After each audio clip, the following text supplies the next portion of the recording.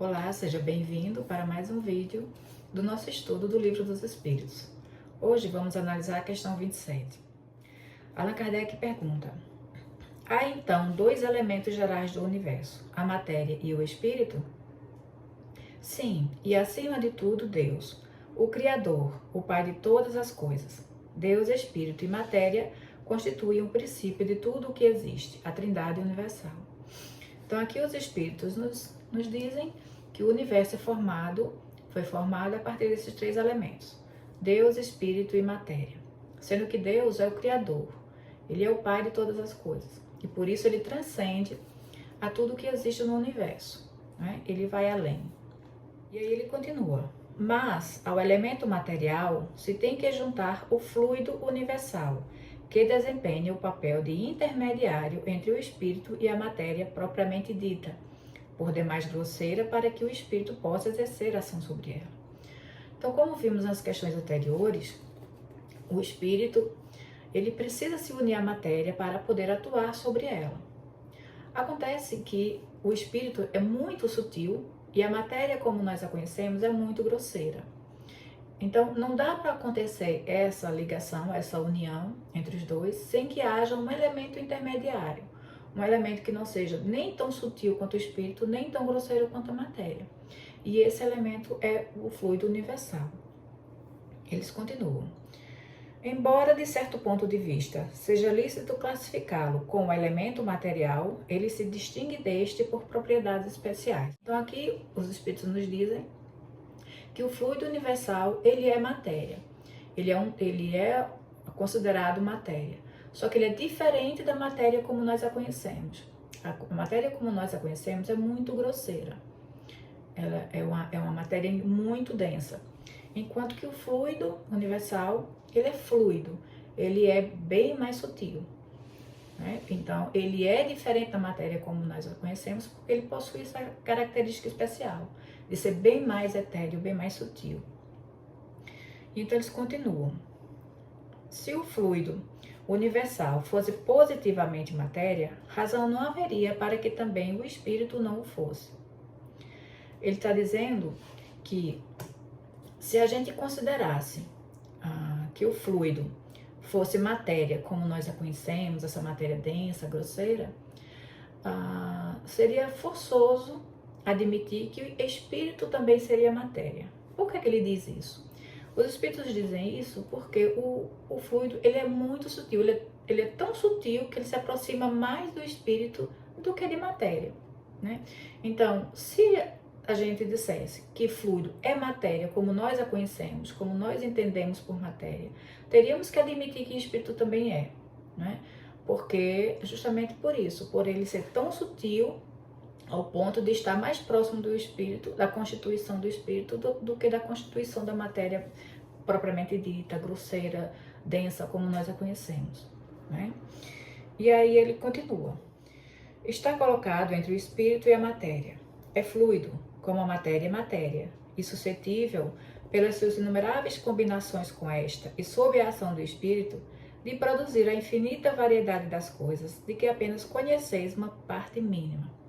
Ou seja, esse fluido, ele possibilita, junto com a matéria e sob a influência do espírito, ele é possível gerar uma infinidade de corpos e dos quais a gente só tem uma noção, uma pequena parte. Ou seja, tudo que nós vemos, né, ao nosso redor, tudo que existe no nosso universo e que os nossos 5 sentidos conseguem captar, né, que nós podemos ver, sentir, tocar, cheirar, isso tudo que nossos órgãos de sentidos conseguem captar é apenas uma pequena parte do que existe no universo.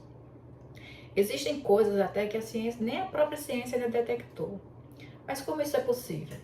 É possível justamente pelo fato de que a matéria, ela também está em estados que a gente não consegue enxergar, né? Existem combinações desse fluido que formam verdadeiros mundos, o verdadeiro mundo, né? O mundo espiritual, que é o mundo verdadeiro, o mundo causal. Esse mundo ele é formado justamente dessa parte sutil da matéria, né? Ele não é formado de matéria densa, por isso que a gente não consegue enxergar. Então, por exemplo, a água, Sabemos que a água ela possui 3 estados físicos: sólido, líquido e gasoso.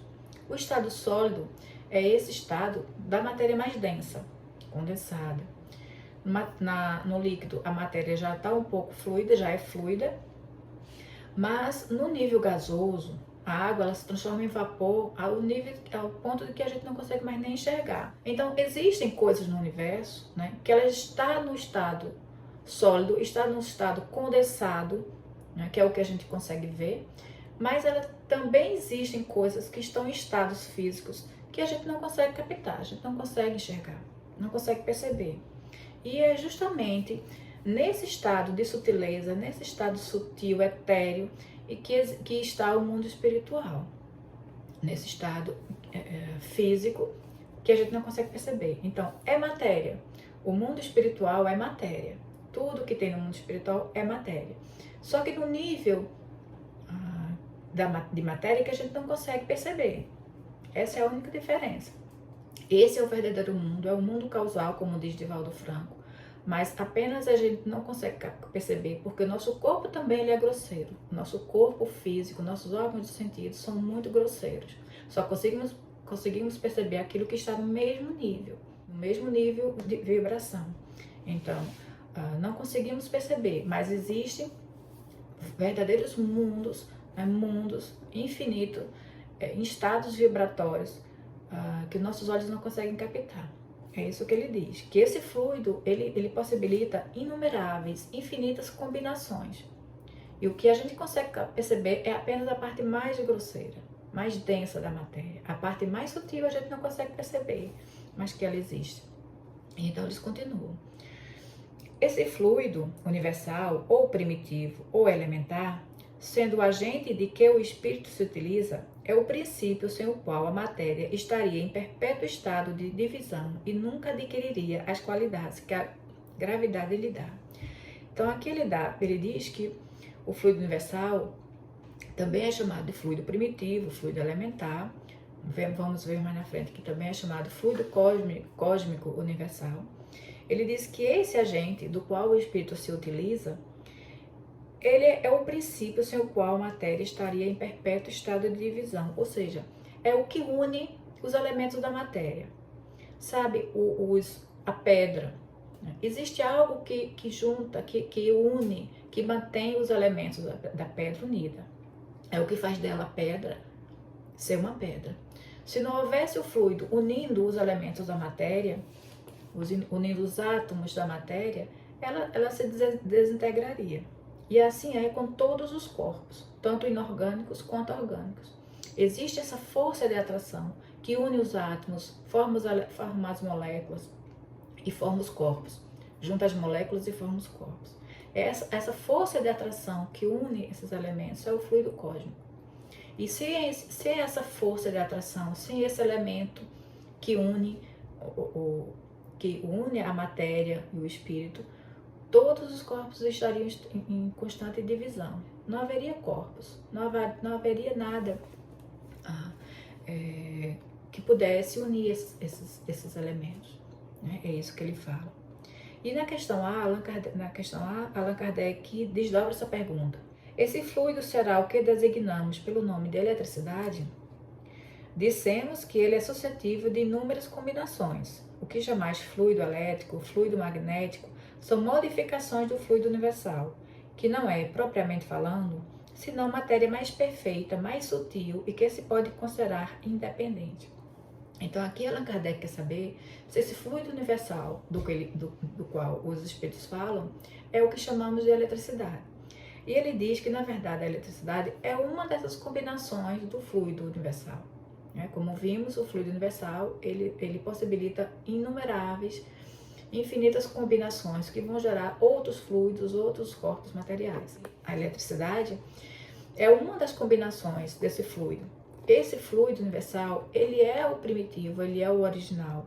Ele é a matéria mais perfeita e sutil que existe.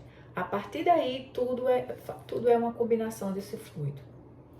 Né? Então, ele pode ser considerado independente por isso, né? Porque é ele que dá origem a todas as combinações que vão formar os corpos materiais, os visíveis e os não visíveis.